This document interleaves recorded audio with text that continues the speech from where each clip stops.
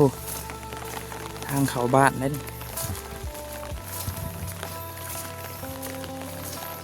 เนี่ยซื้อง่ายเบิ่งเอาเลย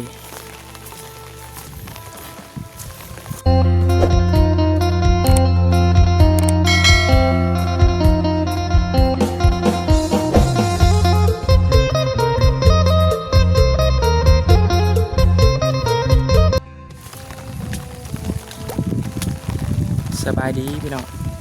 สบายดีตอนเช้าวันนี้พายางเมื่อบ้านบ่อจุกพี่น้องบ้านหนองไซไป ทางเมื่อบ้านของบ่อจุกหรือว่าทาง เมื่อบ้านหนองวันไซตอนนี้ฝนก็ตกทางก็เปื้อนโคตรเลยทางขี่คือสิไหลไปเลย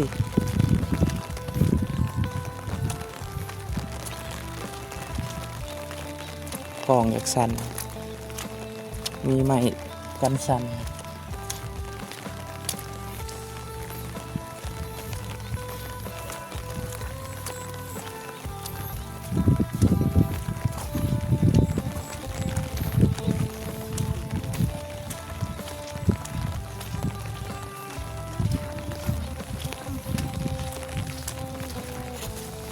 ไม่อย่างนั้นเกษตร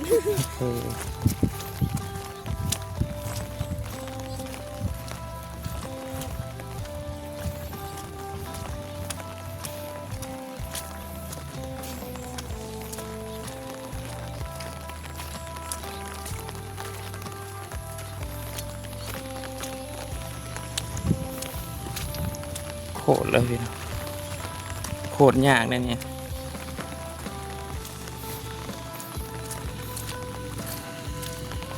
ตาลื่นเลย วันนี้ไปทงนะดำฮากันแล้วนะเขียวตะกี้ย่างไปห้องเรียนโอ้ยมะนาวเลย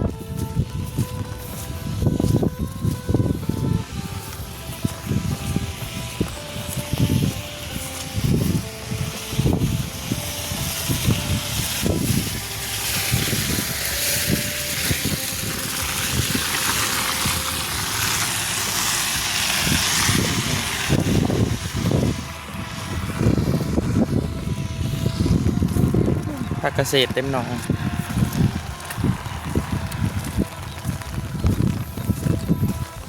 เส้นทางนี่ตะเกาพอจุกไปย่าง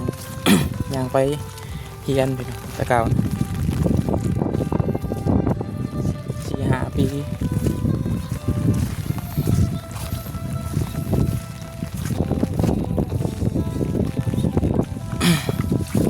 ไปงานแจกของพ่อโมมาจุกยางพี่น้องขี่รถบ่ได้ขี่ก็คือสิไหลคือหลังลื่นอยู่มืนอยู่ดอกก้องอยากสั่นเลยพี่น้องไม่กันสั่นบ่มียางเลยอยากสั่นแต่กาวน้ำลายมันไปบ่ได้เลยน้ำท่วมขัวแล้วนะ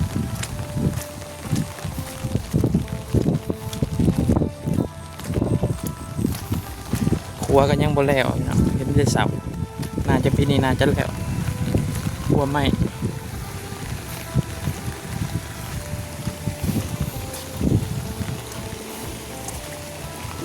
ฝนตกตอนเช้าเนี่ย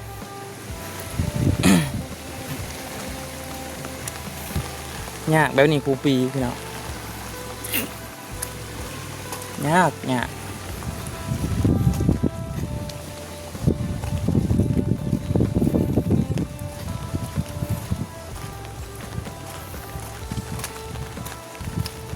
แต่บ้านบ่อจุกอยู่หาบ้านน้องวันชัยกับประมาณ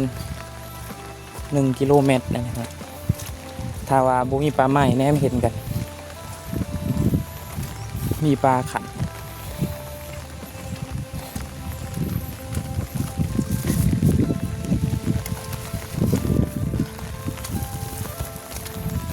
บุมีไม้กันชันเลยสั่นยางตึก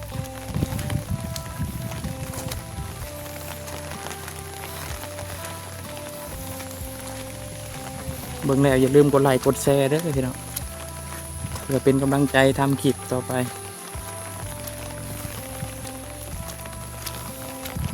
ยากแบบนี้ทุกปีเลย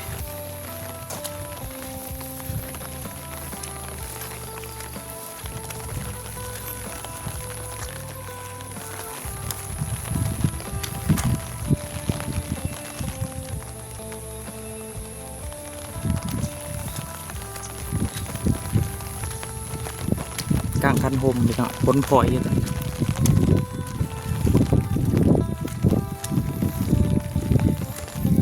ทางจับออกการยาง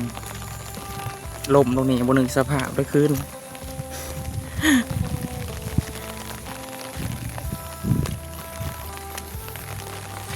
ไก่ช่อนบ้านน้องวันชัยนี่แห้ง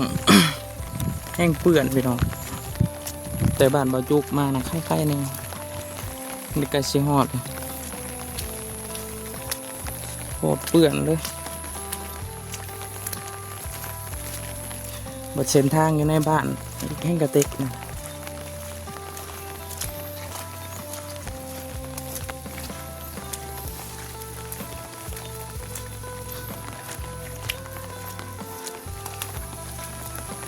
เดี๋ยวว่าจุกสิแหงเบิก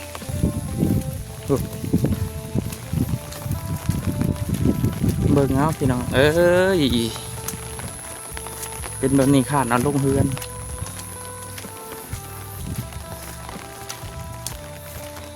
ทางแบบนี้ล่มหลายคันเลยขี่รถง่ายทองหึมเลยแหละ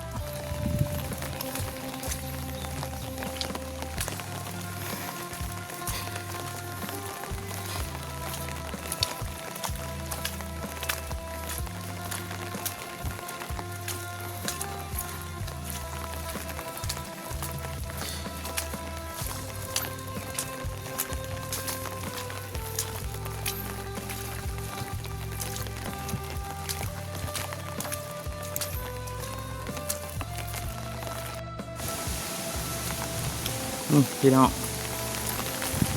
สุดจะโหดอยู่นี่หลีกกันยากอีกได้เนี่ยหลีกยากเปื่อนกับเปื่อน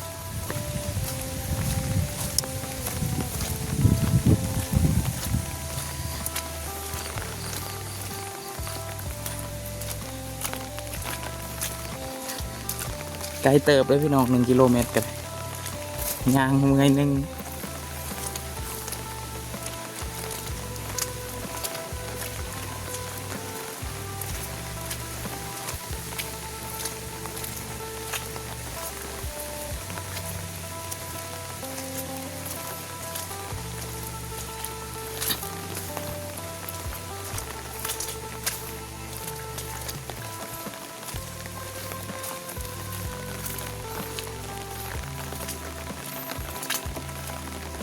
สีหอดเลยพี่น้อง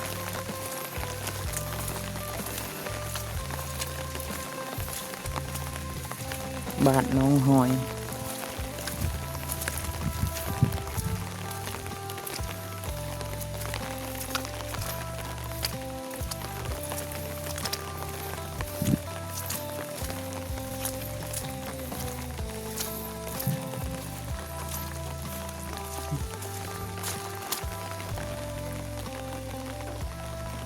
บ้านน้องหอยบ้านวัฒนธรรมหอนเลยพี่น้อง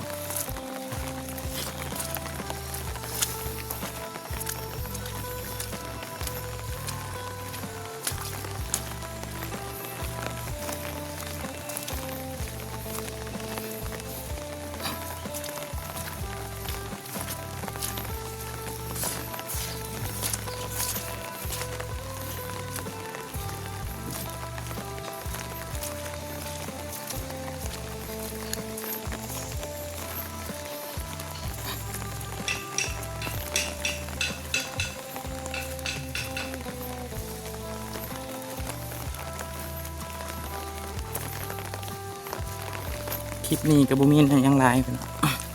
รีวิวเส้นทางให้เบิ่ง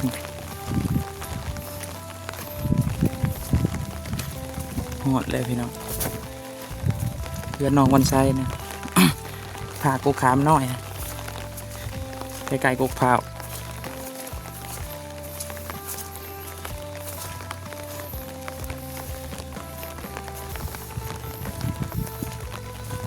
ฝากกดไลค์กดแชร์ด้วยพี่น้องอันนี้เป็นบ้านเกิดของบ่าวจุกแต่เก่าบ่าวจุกก็อยู่บ้านน้องมันไส้เนี่ย โอ้ทางเขาบ้านนั่น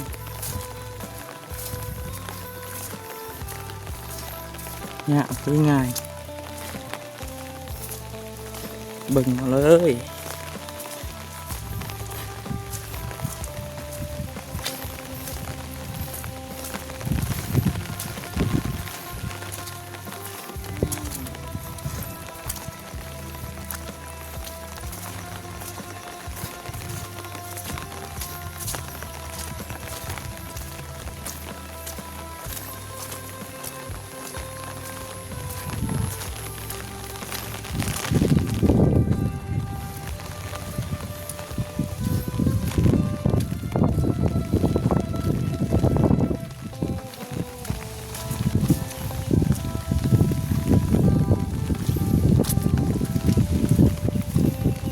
รถไทยน่าจะไปได้รถนี่อื่นรถใหญ่รถวิโก้ริโวน่าจะบ่ได้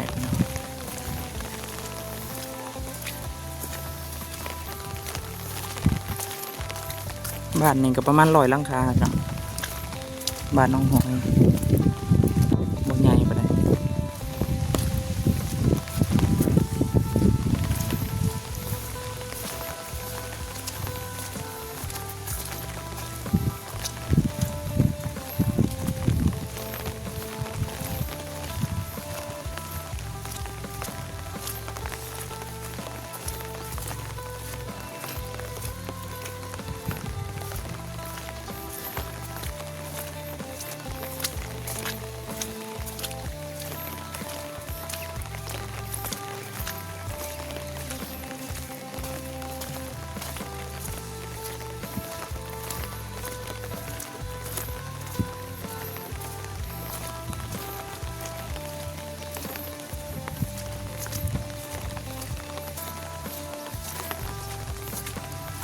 ส่วนหลายบ่มีคนอยู่เรือน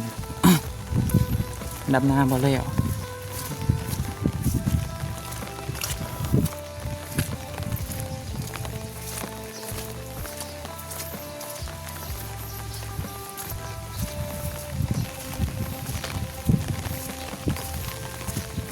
เก่าให้เป็นคลอง เอาดินถมแล้วจะได้ชะเมเก่าเป็นห้วยลำปกว่าแม่น